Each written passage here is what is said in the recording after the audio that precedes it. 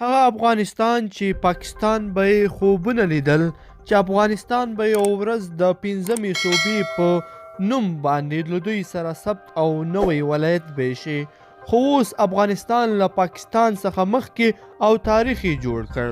افغانستان څومره پیسې لري او پاکستان څومره؟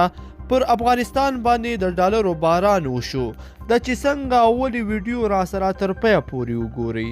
ګرانو لیدونکو السلام علیکم. په لومړي ځل تر پاکستانه د افغانستان ارزي زیرمې زیاتې شوې دي. د افغانستان بانک وایي په لومړي ځل روان 2019 کال کې د افغانستان ارزي زیرمې 8.6 میلیارد ډالرو ته رسیدلې دي.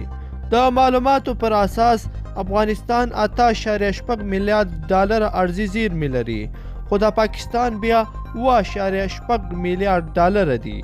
د افغانستان بانک ویان شریف الله شګیوال سیحون رادیو ته وویل د ارزي زیرمو د کچې لوړېدو لامل د کورنیو عوایدو راټولول او د بانکي نظام پیاوړتیا له پیسو وینځلو او د ترهګرۍ د تمویل له مالي سرچینو سره مبارزه ده.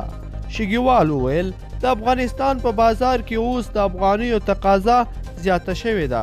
د هغه په خبره ختیځو ولایتونو کې د افغانیو د ترویج پروسه ښه پر مخ روانه ده.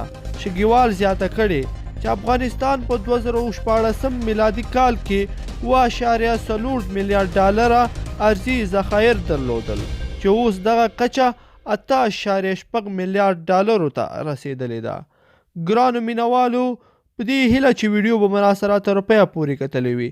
که چیرې مو ویډیو خوښې شوې وي نو حتما یې در سره لایک کړئ او نورو ملګرو سره یې ضروري شریکه کړئ. تر بلې ویډیو پورې د خدای په امان.